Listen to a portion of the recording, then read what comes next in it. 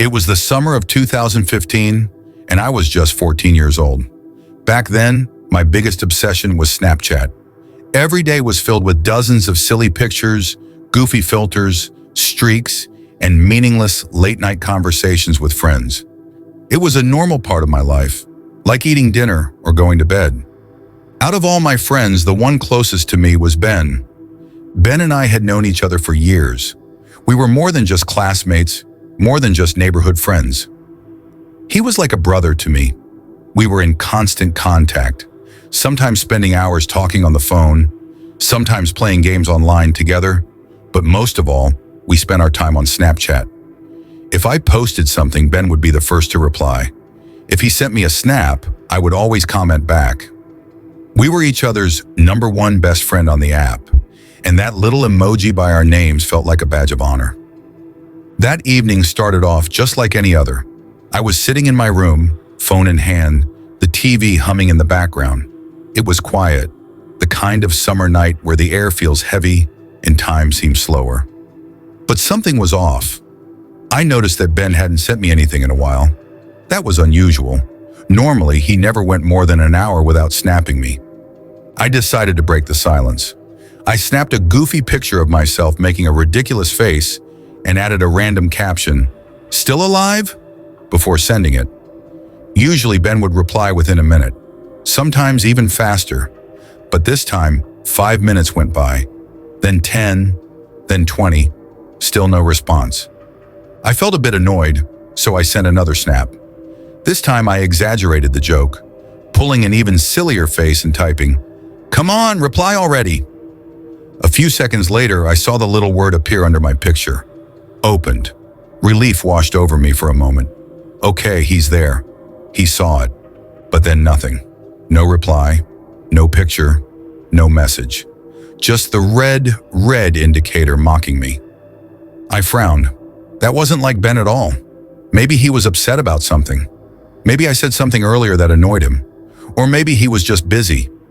I tried to brush it off, but in the back of my mind, an uncomfortable thought began to creep in. Something isn't right. I decided to text him directly instead of waiting on Snapchat. I typed, "What's up?" Immediately, the message showed as read, but again, no reply. Now I was really unsettled. Ben never ignored me like this. It just wasn't in his nature. At that point, I got distracted by a conversation with another friend. We were texting about random stuff when Ben's name came up. Out of nowhere, my friend said, "You know Ben lost his phone, right?" I froze, my heart skipped a beat. "What? Are you sure? He still hasn't found it?" I asked quickly. My friend confirmed it without hesitation. Yes, Ben's phone was still missing. A chill ran down my spine. If Ben didn't have his phone, then who was reading my snaps? Who was opening my texts? Who was on the other end of that screen? I didn't waste another second. I grabbed my home phone and called Ben's house. His dad picked up, and I nervously asked to speak with him. After a moment, Ben came on the line. "Ben, did you really lose your phone?" I asked bluntly. "Yes," he said, his voice full of frustration. "It's been missing since yesterday evening. I've been tearing the house apart looking for it." I took a deep breath before saying the words that made his voice shake. "Ben, someone's using your phone. They've been opening my snaps. They've been reading my texts." There was silence for a moment. Then Ben's voice cracked. "What? That's impossible. Are you serious? Oh God, that means someone actually has it." My stomach dropped.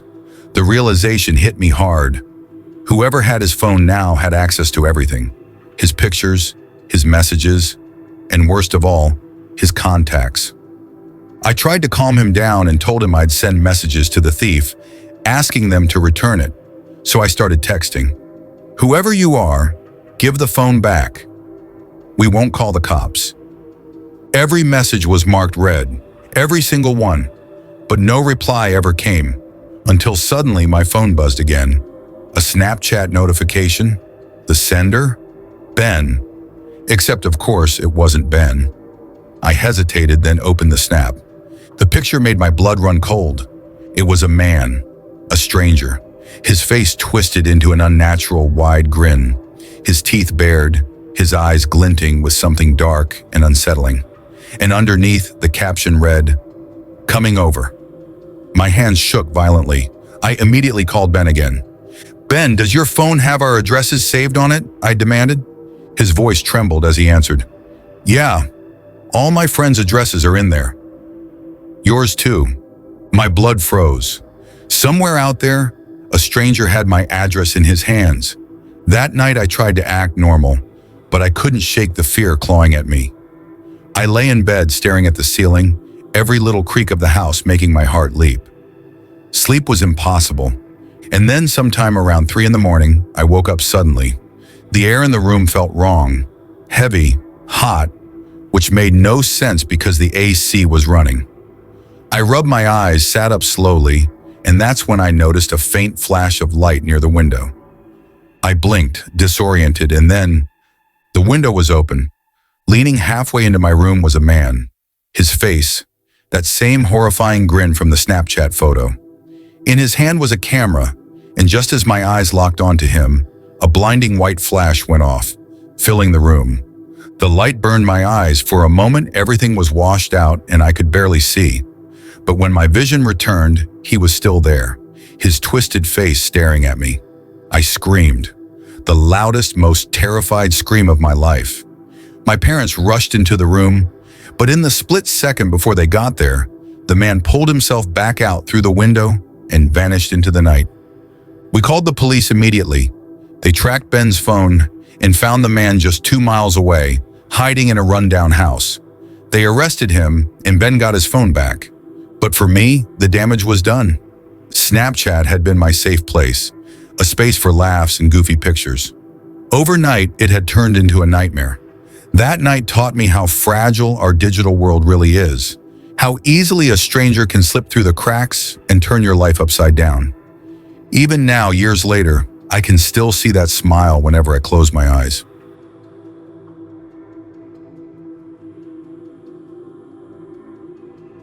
I was only 13 at the time, still in middle school.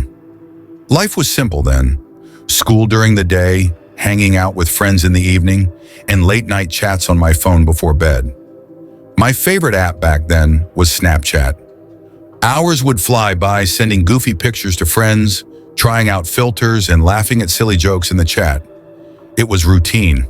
Around that time, I had started talking more often to a girl from my class. I really liked her. We weren't anything more than friends, but we were getting closer day by day. One night, out of the blue, she sent me a selfie. I was surprised but also happy. That moment sparked something, and soon it became a habit. Every night, she'd send me snaps, and we'd talk for hours. One night, I was watching TV when my phone buzzed. A Snapchat notification popped up. It was from her. She had sent me a picture of herself lying on her bed. The snap looked completely normal, no caption. I smiled and quickly replied, "What's up?" A few moments later, another snap came in. It was the same picture again, but this time the caption read, "Not much, you?" The timer was set to 10 seconds, so I had enough time to look closely. In the picture, I could see more than just her. Her bedroom was visible in the background. A small lamp glowed beside her bed. The window was cracked open slightly, letting in the faint darkness of the night. That's when I noticed it. Something in the corner near the window, a dark shape. At first I thought it was a trick of the light, maybe a shadow or glare from the lamp. But the longer I looked, the more uneasy I felt. My chest tightened and a creeping sense of dread rose in me. I immediately sent her a message. "Hey, who's that by the window? Is that your brother?" A few seconds later, her reply came. It was the same picture again, but this time the caption read, "What do you mean?" My heart skipped. The shadow wasn't just there anymore. It was closer. This time I could clearly see a hand pressed against the glass. Panic surged through me. I quickly typed, "There's someone at your window. Turn around right now." I closed the snap before the timer ended, just so I could warn her faster. The message was delivered. I could see it had been read instantly. But then, nothing. The silence was deafening. She didn't reply.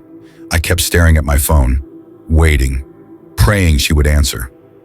5 minutes passed, then 10. I sent message after message, but there was no response. Fear clawed at me. My hands shook as I typed again and again. I wished I knew her home phone number so I could tell her parents, but I didn't. I only had her cell number. Midnight came. My heart was racing, my mind filled with the worst possibilities. Finally, after what felt like forever, a text arrived from her.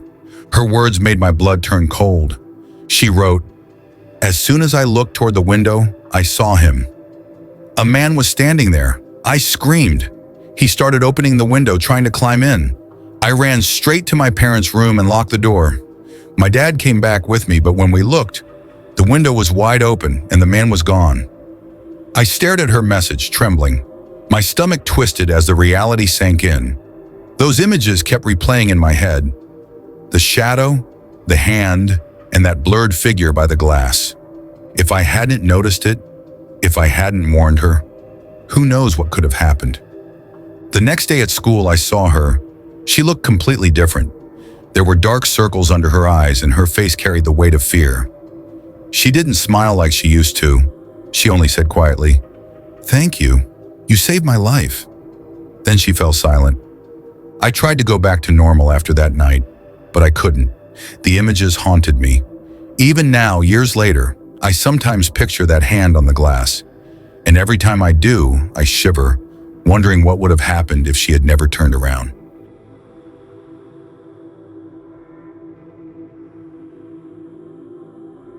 This happened about a year ago, during my senior year of high school. It was around 10 p.m. I was sitting at the kitchen table, scrolling through Snapchat on my phone. My parents were already asleep, and the house was completely quiet. I was casually sending snaps to friends and checking their replies when suddenly a notification popped up. Snapchat from Hector. I froze. Hector. I didn't know anyone by that name. My first thought was that it had to be some kind of mistake, or maybe a prank. Usually it's girls who get random messages from strangers. But I was a guy. This was definitely unusual. I decided not to open it right away, thinking that if I ignored it, whoever it was might just give up. Half an hour passed and I had nearly forgotten about it. Then another notification buzzed. Snapchat from Hector. This time I opened it. The picture that appeared made me uneasy. It was a face, but the room was so dark that only a faint outline was visible. I couldn't make out any features clearly. The only thing I noticed was that the person's skin tone seemed a little darker. Then another snap came through. This one was taken outside on a road. A single arm stretched out in the photo, pointing down the street. At first I couldn't make sense of it. The photo was grainy and dim, but after staring at it, I realized something horrifying. It was my neighborhood. My chest tightened and my heart began pounding. I quickly typed a message. "Who is this?" The message was instantly marked red, but there was no reply. A few moments later, out of sheer curiosity, I added Hector back. That's when I noticed something chilling. His Snapchat score was only 5. That meant the account was brand new, and he had already watched all of my stories. 5 minutes later, another snap arrived. This one was taken in the middle of a street.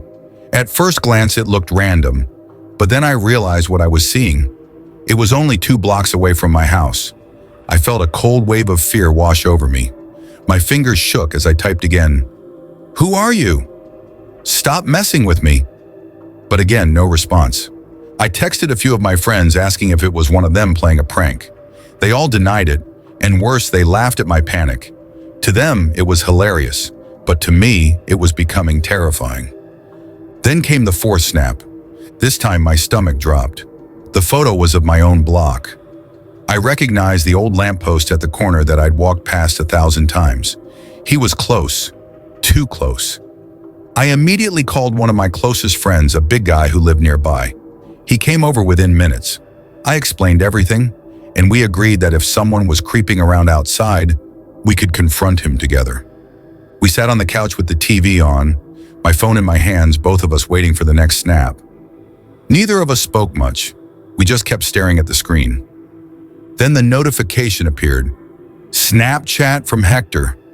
My friend laughed nervously. "Open it." Screenshot it this time. I swallowed hard and tapped the screen. My blood ran cold. It was my house. The photo had been taken from the front yard. I quickly took a screenshot and both of us leapt up, running to the front door. We swung it open and looked outside. Nothing. The yard was empty. We decided to check the backyard as well. My friend stayed in front while I went around back. As I reached the gate, my phone buzzed again. Another snap. This one made my knees go weak. It was the backyard gate, the very gate I was standing by. My hands shook violently as I called out for my friend. We opened the gate together, and just then, we saw a figure darting away into the darkness. We ran after him, but the night swallowed him up. He vanished. My friend stayed with me for another couple of hours before heading home. I finally went to bed, though I could barely sleep. Somewhere deep down, I dreaded the possibility of another notification. In the morning, when I checked my phone, my worst fear came true. 3 new snaps, all from Hector. The first was of my kitchen window. The second was of my living room window. And the third was of my bedroom window. I stared at them, paralyzed with fear. He had been right outside my house. He had stood just inches away from me while I slept, staring in through the glass. I blocked him instantly and even reported the account to Snapchat support. But all I got back was a generic response. "Thank you for your report. We take these matters very seriously." That was it. No real help. For days, I tried to convince myself it had been some kind of prank. Maybe someone I knew. But then one detail refused to leave my mind.